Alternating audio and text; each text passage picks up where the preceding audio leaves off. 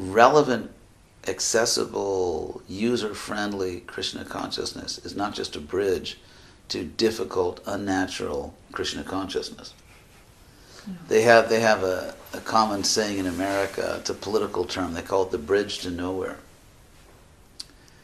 I mean, and where that expression comes from, the bridge to nowhere, is like in Congress. Let's say someone represents a certain district in Ohio or Iowa or Nevada or something, and so in order to get reelected, that politician has to bring money to the state. So he or she gets a bill passed where they're going to build a bridge in the home state. You know, they don't really need a bridge, but it's just to employ people and get money, so they call it the bridge to nowhere.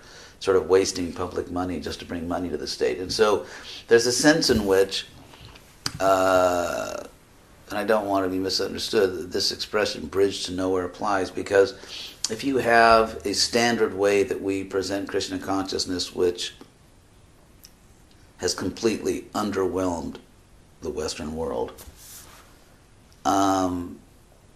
almost everybody is not really interested in it. You know, a few people are, but almost everyone is like, no, thank you. So what we do is, okay, let's have a little bridge program that's really nice and interesting and Western and draw people in. And then it's another expression called bait and switch. You know that expression? Mm-hmm. Bait is like when people are fishing. I mean, generally Vaishnavas don't fish, but when you're fishing, the thing you put on the hook to attract the fish. Yeah, the bait. So they say bait and switch. In other words, you draw someone in with some bait and then you switch and give them something else. Mm-hmm. And so, to me, I don't like to do that for various reasons. Number one, I like to be honest with people. But apart from that, it doesn't solve the problem. Let's say you go to a particular country, it could be Denmark, it could be some other country, and let's say you're making maybe one devotee a year, or one devotee every 2 years, or a couple of devotees a year, and then you do some bridge program, which is very Western. It's maybe, oh my God, we made 4 devotees this year, or even 5 devotees this year. Statistically, it's irrelevant. In terms of making that, because out of those 5, inevitably some of them will leave, and some of them, they have their own families, and so they're not really doing that much, and so it doesn't really change anything. It's not that we go from irrelevance to relevance. It doesn't change that much.